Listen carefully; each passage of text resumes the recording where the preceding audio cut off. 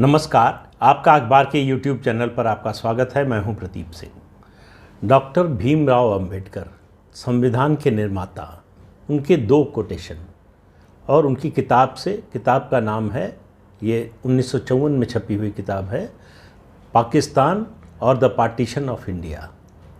मुस्लिम महिलाओं में पर्दा की प्रथा, गुलामी और हीनता की भावना से ग्रस्त लोगों का परिणाम है, ऐसी मानसिकता का परिणाम है। दूसरा कोट, हिंदू अगर ये मानते हैं तो सही मानते हैं कि मुसलमानों से सामाजिक संपर्क नहीं हो सकता, क्योंकि हिंदू और मुसलमान के बीच सामाजिक संपर्क का मतलब है कि हिंदू महिलाओं और मुस्लिम पुरुषों का संपर्क, क्योंकि मुस्लिम महिलाएं पर्दा में रहती हैं। तो उन्होंने कहा इसलिए जो है दोनों के बीच सामाजिक संपर्क नहीं हो सकता।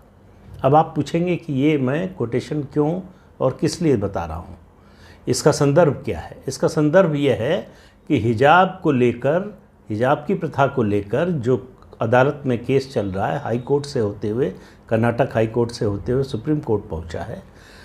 कर्नाटक हाई कोर्ट की पीठ ने इस अपने फैसले में डॉक्टर अंबेडकर को कोट किया है, उनके इन दो उद्धरणों का। उसके अलावा भी इन दो उद्धरणों को लेकर सुप्रीम कोर्ट में जब बहस चल रही थी, इसका जिक्र आया, तो मुस्लिम पक्ष के वकील कॉलिन गोंजाल्विस, उन्होंने जो बात कही सुनकर आपको आश्चर्य होगा। सुप्रीम कोर्ट के वरिष्ठ वकील हैं, वैसे उनके जॉर्ज सोरोस से भी संबंध है, जो घनघोर भारत विरोधी है।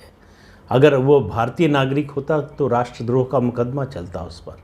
भारत के खिलाफ जो कुछ हो सकता है, जो कुछ हो रहा है, उसकी फंडिंग, उसकी व्यवस्था, इंटेलेक्चुअल उसके लिए सपोर्ट, ये सब उपलब्ध कराता है। उससे दोस्ती है कॉलिन गोंजाल्विस की। उन्होंने कहा कि डॉक्टर अंबेडकर का ये कहना ऑफेंसिव है और बायस्ड है। और इतना ही नहीं, यहाँ तक रुक गए होते तो भी एक बात होती, ओपिनियन है उनकी। कहा कि हिंदुस्तान में ये बात बोली भी नहीं जानी चाहिए। और ये बात कहाँ बोली जा रही है? भारत के सर्वोच्च अदालत में, सुप्रीम कोर्ट के सामने। सुप्रीम कोर्ट में कहा जा रहा है कि आपको मुस्लिम जो रीति रिवाज हैं, शरिया के जो नियम हैं, उनको इंटरप्रेट करने का कोई अधिकार नहीं, उनके बारे में बोलने का कोई अधिकार नहीं। तो भारत के ऐसे कठमुल्लों के समर्थकों और कठमुल्लों के लिए ईरान से एक संदेश आया है। ईरान से संदेश आया है कि वहाँ एक 22 साल की युवती, जिसका नाम है माशा अमीनी, 13 सितंबर, इसी महीने की 13 तारीख को उसको गिरफ्तार कर लिया गया। क्यों? क्योंकि उसने हिजाब प्रॉपर तरीके से नहीं पहना था। प्रॉपर तरीके से नहीं पहना था मतलब उसका सर पूरा ढका हुआ नहीं था। इसलिए वहाँ की मॉरल पुलिस ने उसको गिरफ्तार कर लिया। और गिरफ्तार करने के बाद होता यह है कि मॉरल पुलिस गिरफ्तार करती है, उसके लिए री एजुकेशन के लिए ले जाती है, उनको पढ़ाया जाता है, समझाया जाता है कि शरिया के मुताबिक कैसे रहना है। और आपको याद दिला दें कि ईरान एक इस्लामी देश है और 1979 में इस्लामी बना था।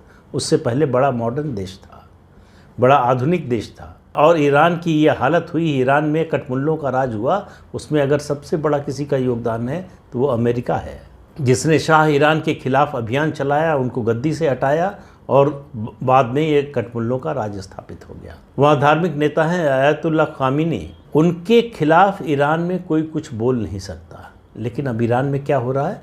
13 तारीख को माशा अमीनी की गिरफ्तारी के बाद पुलिस वैन में उसको इतना पीटा गया, इतना मारा गया कि वो कोमा में चली गई। कुछ ही घंटे बाद उसको ब्रेन डेड घोषित कर दिया गया और 16 तारीख को अस्पताल में उसकी मौत हो गई। वहाँ के लोगों का कहना है कि उसकी हत्या की गई। इसके विरोध में 18 सितंबर से ईरान के अलग अलग प्रांतों में महिलाएं सड़क पर निकल गई। वो सड़कों पर सार्वजनिक रूप से हिजाब जला रही हैं और सार्वजनिक रूप से अपने बाल काट रही हैं इसके प्रोटेस्ट में। और पहली बार आयतुल्लाह खामेनी के खिलाफ ये मांग उठी है कि उसको मौत की सज़ा दी जाए। ये बात ईरान में सुनने की कल्पना भी नहीं की जा सकती थी 18 सितंबर से पहले तक। ये बदलाव हो रहा है। महिलाओं ने वहाँ विद्रोह कर दिया है। सऊदी अरब के बारे में आपको पता है कि 3 साल पहले वहाँ महिलाओं को बहुत सारे अधिकार दिए गए, हिजाब से मुक्ति मिली, वो अपना ड्राइविंग लाइसेंस बना सकती हैं, कार चला सकती हैं, वो बिना किसी अपने सहायक मतलब या बिना किसी गार्जियन के, पति या भाई के बिना वो कहीं भी जा सकती हैं, विदेश जा सकती हैं, पासपोर्ट बनवा सकती हैं। इस तरह की तमाम छूट उनको जो है इस्लामिक देश होने के बावजूद दी गई। एक इस्लामिक देश जहां सड़क पर उतर आई हैं महिलाएं, और तेहरान विश्वविद्यालय के छात्र भी उनके समर्थन में उतर आए हैं। और ये आंदोलन जो है आने वाले दिनों में बढ़ने वाला है। अब उसके बरक्स जरा अपने देश को रख कर देखिए, हम किस दिशा में जा रहे हैं, इस देश के कठमुल्ले किस दिशा में लेकर जाना चाहते हैं।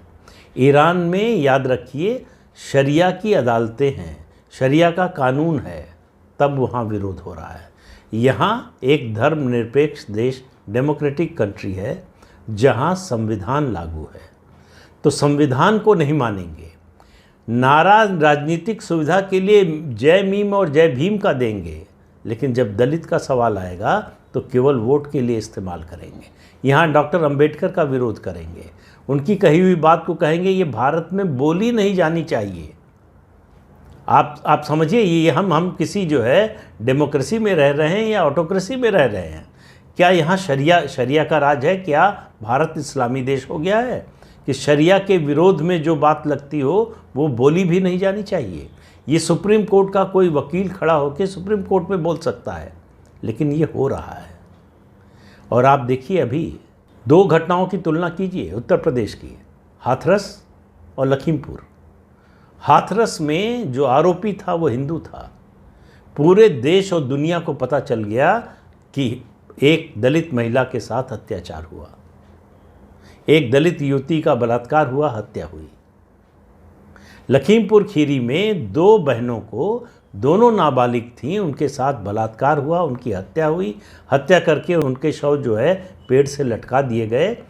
हल्ला होना शुरू होता, एक तो दलित, ऊपर से उत्तर प्रदेश जहां योगी आदित्यनाथ का राज है, तो मुद्दा तो बना बनाया मिला था। लेकिन जैसे ही पता चला कि 6 जो आरोपी हैं उसमें 5 मुसलमान हैं, एकदम सन्नाटा छा गया, बिल्कुल सुई पटक सन्नाटा, कहीं से कोई आवाज़ नहीं।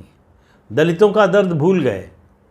ये पूरा जो लेफ्ट लिबरल इकोसिस्टम है, कांग्रेस पार्टी से लेके समाजवादी पार्टी, किसी का नेता लखीमपुर खीरी नहीं गया। किसी ने उन मुस्लिम आरोपियों के खिलाफ कोई बयान नहीं दिया। ये जो कोशिश है लगातार कि किसी तरह से सनातन धर्म से, हिंदू धर्म से दलितों को अलग किया जाए। उनको लगता है कि हिंदू समाज को, हिंदू धर्म को कमज़ोर करने का ये सबसे बड़ा हथियार है, और उस पर दशकों से काम चल रहा है, लगातार काम चल रहा है। बात हिजाब की कर रहे थे। हिजाब को लेकर जिस तरह से तर्क दिए जा रहे हैं मुस्लिम पक्ष की ओर से, उससे ये आभास होता है कि जैसे मामला सुप्रीम कोर्ट में नहीं, किसी शरिया की अदालत में चल रहा हो। तो ये तो एक बारगी सुप्रीम कोर्ट को भी तय करना होगा, इस देश को भी तय करना होगा कि देश संविधान से चलेगा या शरिया के नियमों से चलेगा। तो हिजाब का मुद्दा ऐसा है जो आगे की दिशा क्या होगी हिंदू मुस्लिम संबंध की, वो तय करेगा। जिस तरह से हिजाब को मुद्दा बनाया जा रहा है, वो एक तरह से क्या, स्पष्ट रूप से शरिया को स्थापित करने की कोशिश हो रही है कि स्कूल का जो नियम है, स्कूल यूनिफॉर्म का जो अनुशासन है, वो नहीं चलेगा, शरिया का नियम चलेगा। इसमें खुशी की बात, उम्मीद की किरण, अच्छी बात ये हुई कि कर्नाटक हाई कोर्ट का जो जजमेंट आया, जिसने मना कर दिया, कह दिया कि हिजाब पहनकर स्कूल में नहीं जाया जा सकता। इस मुद्दे का इस्तेमाल उस समय उठाया गया जब उत्तर प्रदेश में चुनाव हो रहे थे। उसका फ़ायदा उठाने की कोशिश हुई, उठाया भी गया। तो ईरान से जो खबर आ रही है, जिस तरह का विद्रोह हो रहा है, इस देश के कठमुल्लों के लिए वो बहुत बड़ा सबक है, अगर वो सीखने को तैयार हो। ये एक चेतावनी है, इससे पहले कि लोग उठ खड़े हों। इन कठमुल्लों की कोशिश, तमाम कोशिश, हर तरह की कोशिश, इन गठबंधनों के तमाम संगठनों की कोशिश के बावजूद इस देश में 3 तलाक पर कानून बना, 3 तलाक की कुप्रथा को ख़त्म किया गया। तो अपने शरिया के नियम को स्थापित करने के लिए ये लोग डॉक्टर अंबेडकर जिन्होंने ये संविधान बनाया उनके खिलाफ भी जाने को तैयार हैं। तो ईरान से ये जो चिंगारी उठी है इसको भारत पहुंचने में बहुत देर नहीं लगेगी, और इस देश में जो मुस्लिम मजहब के कर्णधार हैं, जो मुस्लिम मजहब को 200, 500 और 1000 साल पीछे ले जाना चाहते हैं, उनके लिए ये चेतावनी की तरह है, अगर वो चेतावनी को समझ सकें। लेकिन उससे ज़्यादा ये हिंदुओं के लिए चेतावनी है कि अपने अधिकारों के लिए कैसे लड़ा जाता है, अपने अधिकारों के लिए कैसे संगठित हुआ जाता है। वहाँ नारे लगा रही हैं महिलाएं, युवतियाँ जो नारे लगा रही हैं, डरने की ज़रूरत नहीं है, हम सब एक हैं। तो ये डर तभी जाएगा जब सब एक होंगे, और जब एक होंगे तो एकता की जो ताकत है वो बड़े से बड़े खतरे को टालने में, ख़त्म करने में कामयाब होती है। तो ये आप मान कर चलिए, आपको अगर इन कुरीतियों से, अगर हिंदू विरोधी इस मानसिकता से, बल्कि मैं कहता हूँ कि मानवता विरोधी इस मानसिकता से, महिला विरोधी इस मानसिकता से लड़ना है तो एकता की ज़रूरत है। एकता की शक्ति ही हमको इस लड़ाई में सफल बना सकती है, हमको इस लड़ाई को जीतने में सहायता कर सकती है। बटे रहेंगे तो मारे जाएंगे, एक होंगे तो बचेंगे। फैसला आपका है। तो इस अंक में इतना ही, अगले अंक में फिर मिलेंगे किसी नए मुद्दे के साथ। तब तक के लिए इजाज़त दीजिए। आपसे अनुरोध है कि इस चैनल को देखिए, शेयर कीजिए, लाइक कीजिए और सब्सक्राइब ज़रूर कीजिए। नमस्कार।